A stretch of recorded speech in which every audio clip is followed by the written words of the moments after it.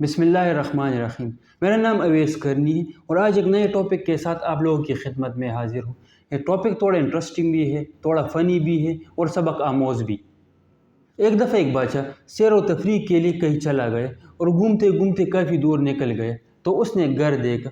بادشاہ اس گھر میں چلا گیا تو بادشاہ نے دیکھا کہ اس گھر کا مالک بہت سخی ہے۔ اس نے بادشاہ کی خوب خاطرداری اور مہمان نوازی کی، لیکن بادشاہ نے ایک عجیب نظارہ دیکھا کہ کتے کو پھانسی دے کے لٹکایا گیا ہے۔ بادشاہ نے جب وجہ دریافت کی تو اس اونر نے انکار کر دیا وجہ بتانے سے۔ بادشاہ نے اپنا تعارف کرایا کہ میں بادشاہ ہوں، لیکن پھر بھی اس نے نہیں بتایا۔ اگلے دن بادشاہ نے ایک وزیر کو بھیجا وجہ دریافت کرنے کے لیے، لیکن اس نے پھر انکار کر دیا۔ اس پر بادشاہ کو بہت غصہ آیا اور اس نے کئی سپاہیوں کو اس بندے کو پکڑنے کے لیے بھیجا۔ جب اس کو دربار میں حاضر کیا گیا تو بادشاہ نے وجہ دریافت کی۔ اس نے پھر انکار کر دی۔ شرط رکھا کہ بادشاہ اگر مجھے بادشاہی کچھ عرصے کے لیے دے دے تو تب میں وجہ بتاؤں گا۔ اس پر بادشاہ ڈر گئے اور سوچا کہ ایسا نہ ہو کہ یہ بندہ مجھ سے ہمیشہ کے لیے میری بادشاہی چھین لے یا قابو کر لے۔ لیکن بادشاہ کو سکون نہیں آیا وجہ معلوم کیے بغیر۔ آخرکار اس نے اپنی بادشاہی دے دی اور ایک ایگریمنٹ کر لی کہ کچھ عرصے کے لیے میں اپنی بادشاہی آپ کو دوں گا۔ جب اس کو بادشاہی دے دی گئی تو بادشاہ بننے کے بعد اس نے دو کام کر لی۔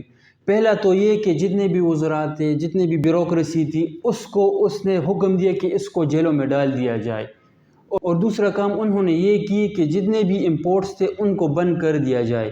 وہ گزرتا گئے اور جب ان کا ٹینیور پورا ہو گئے اور بادشاہ کو بادشاہی ہینڈ اوور کر رہا تھا تو ملک میں امن و امان تھا۔ ملک کے خزانے جو تھے وہ بھرے ہوئے تھے۔ تو اس نے بتایا کہ میں ایک چرواہا ہوں اور میں بھیڑ بکریاں چرا رہا ہوں۔ اس کتے کو میں نے ایز سیکیورٹی کے طور پر اپنے پاس رکھا تھا کہ میرے بھیڑ بکریوں کو کوئی کتے یا بھیڑیا نقصان نہ پہنچائے، لیکن میرا ریوڑ دن بدن کم ہوتا جا رہا تھا۔ جب میں نے تھوڑی انویسٹیگیشن کی تو یہ کتا میرے بھیڑ بکریوں کو کھا رہا تھا اور باقی کتوں کو بھی انوائٹ کر رہا تھا کہ مل کے کھاتے ہیں۔ اس لیے میں نے اس کتے کو نشانی عبرت کے طور پر پھانسی دے کے لٹکایا گیا۔ تو اس نے اس بادشاہ کو بتایا کہ آپ کے جتنے بھی وزراء ہیں یہ اس ملک کو لوٹ رہے ہیں، خود بھی لوٹ رہے اور باقیوں کو بھی انوائٹ کر رہے ہیں کہ آ کے مل کے لوٹتے ہیں۔ دوسرا کام اس نے یہ کیا تھا کہ اپنے امپورٹ کو کم کر کے اپنے ایکسپورٹ کو بڑھایا تھا۔ آج کل یہ حال ہمارے اس کنٹری کا بھی ہے۔ ہم پڑھتے ہیں پاکستان سٹڈی میں کہ 70% لوگ زراعت سے وابستہ ہیں، لیکن اس کے باوجود ہم باہر کے دیشوں سے گندم کو امپورٹ کر رہے ہیں۔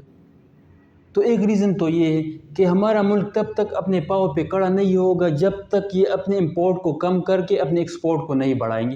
اور بھی کافی ریزنز ہیں جو انشاءاللہ ہم اگلے لیکچر میں کور کریں گے۔ تب تک کے لیے اجازت چاہتا ہوں۔